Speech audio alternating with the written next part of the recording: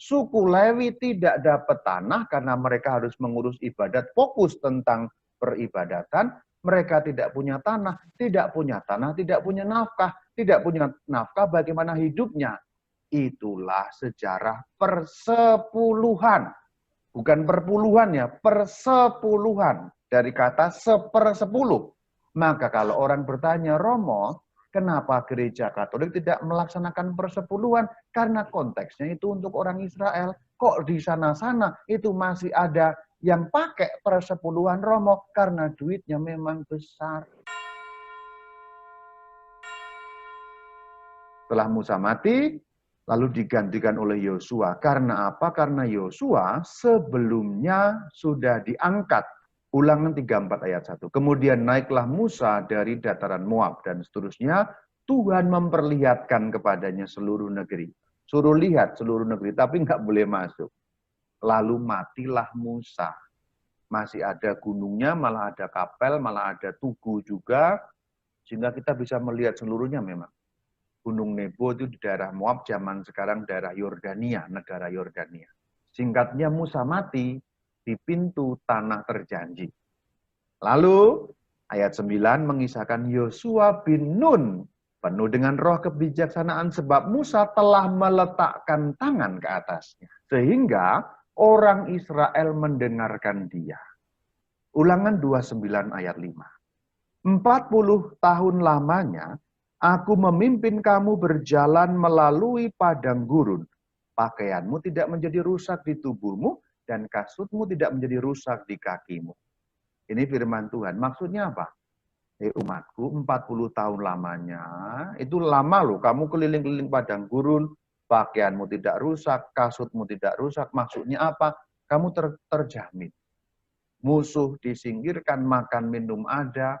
Jadi sebenarnya betul-betul Allah menjaga orang Israel 40 tahun lamanya berada di padang gurun. Ini yang mau disampaikan ayat Ulangan 29 ayat 5. Selanjutnya jalan ceritanya bagaimana masuk Kanaan itu. Pertama penaklukan Kanaan. Kita harus ingat di sini bahwa tanah Kanaan itu bukan tanah kosong, tapi ada orangnya, yaitu orang-orang Kanaan. Jadi jangan merasa bahwa tanah Kanaan itu betul-betul tanah kosong yang belum berpenghuni, ada penghuninya. Maka perlu ditaklukkan. Setelah penaklukan Kanaan, pembagian tanah. Jadi ditaklukkan, dibagi di antara apa? Di antara suku-suku, karena sukunya 12. Kemudian Yosua mati. Kota pertama yang diberikan oleh Tuhan kepada orang Israel adalah Yeriko. Menarik sekali cerita Yeriko ini. Yosua 6 ayat 1. Ini sudah pindah ke kitab Yosua. Karena begitu kita sampai pada kitab terakhir Taurat, 5 kitab pertama itu, kitab terakhir itu bernama apa? Deuteronomium. Deuteronomium itu kitab ulangan, itulah kitab terakhir yang menceritakan pada bagian akhirnya Musa mati digantikan Yosua. Sekarang sudah masuk ke kitab Yosua. Kalau kita sudah masuk ke kitab Yosua berarti sudah berada di pintu gerbang Kanaan. Boleh dikatakan simbolnya begitu, sudah dekat Kanaan, sudah hampir masuk Kanaan. Yosua 6 ayat 1. Dalam pada itu Yeriko telah menutup pintu gerbangnya. Telah tertutup kota itu karena orang Israel. Tidak ada orang keluar atau masuk. Gambaran dulu supaya paham. Zaman kuno semua kota selalu ada pintu gerbangnya. Kenapa? Karena semua kota berbenteng. Jadi zaman kuno yang disebut kota itu benteng keliling pasti. Bukan seperti kota zaman sekarang.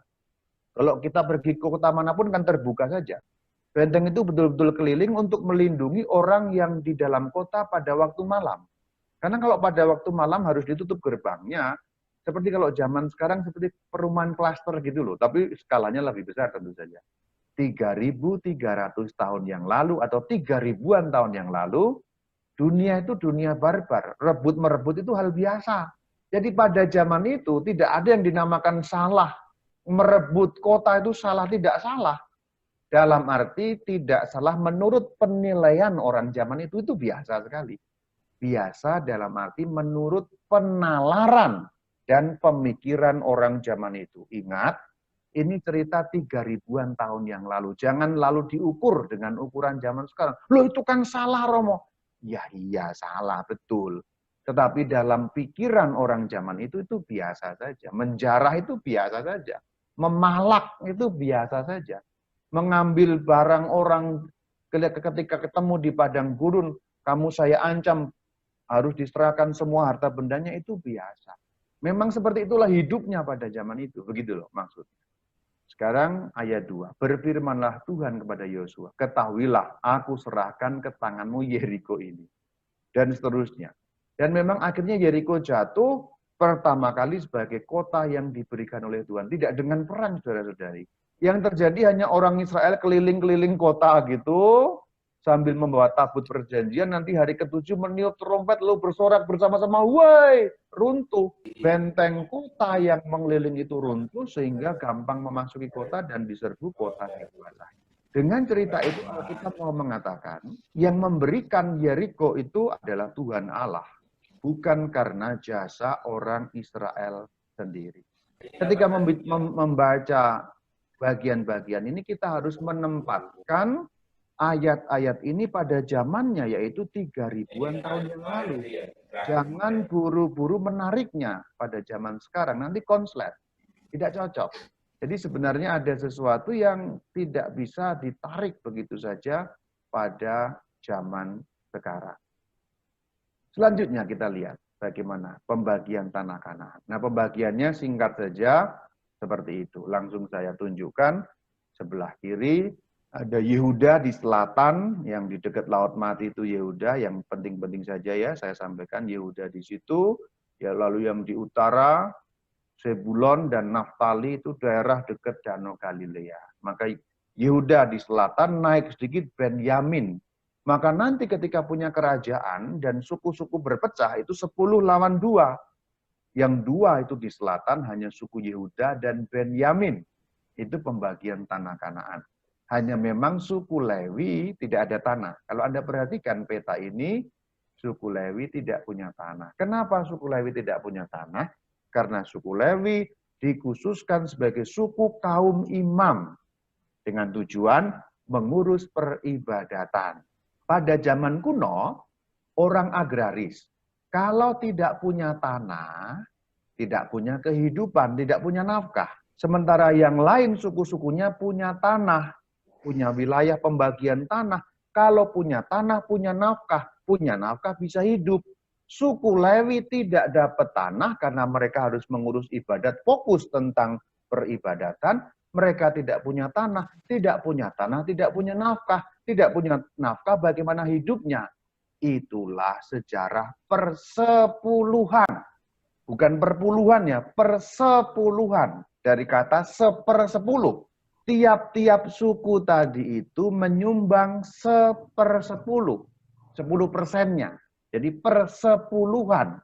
Persepuluhan itu kalau bahasa sekarang per 10%-an. 10%-an gitulah. Jadi setiap suku memberi sumbangan kepada suku Lewi 10% dari hasilnya masing-masing. Kan ada 11 suku non-Lewi. Berarti 10%, 10%, 10% untuk menghidupi orang Lewi. Jadi itu ceritanya persepuluhan. Nggak ada hubungannya dengan orang Kristen. Nggak ada hubungannya dengan pengikut Kristus. Sebenarnya ceritanya adalah konteksnya. Orang Israel dalam pembagian tanah. Maka kalau orang bertanya, Romo, kenapa gereja Katolik tidak melaksanakan persepuluhan? Karena konteksnya itu untuk orang Israel. Kok di sana-sana itu masih ada yang pakai persepuluhan, Romo? Karena duitnya memang besar. Jadi jangan tanya kepada gereja Katolik mengapa tidak melaksanakan persepuluhan, karena sudah jelas. Persepuluhan tidak digunakan oleh gereja Katolik karena memang itu bukan perintah untuk orang Kristen. Itu perintah untuk orang Israel kuno zaman Yosua. Orang Israel yang setelah bertempat di tanah Kanaan. Tidak ada hubungannya dengan pengikut Kristus sebenarnya. Sama seperti sunat itu ceritanya. Sunat itu untuk orang Israel. Tidak ada hubungannya dengan pengikut Kristus meskipun pada awal pernah diperdebatkan. Selanjutnya Yosua mati. Namun sebelum mati Yosua sudah mengikat perjanjian ulang. Jadi memperteguh perjanjian. Yosua 24 ayat 1. Kemudian Yosua mengumpulkan semua suku orang Israel di Sikem. Mereka berdiri di hadapan Allah. Kemudian berkatalah Yosua kepada bangsa itu. Yosua 24 ayat 22. Kamulah saksi terhadap kamu sendiri bahwa kamu telah memilih Tuhan. Jadi memilih Tuhan berarti sekali lagi menegaskan perjanjian tadi itu. Maka Yosua 24 ayat 25 menceritakan seperti ini. Pada hari itu juga Yosua mengikat perjanjian dengan bangsa itu dan seterusnya. Maksudnya apa?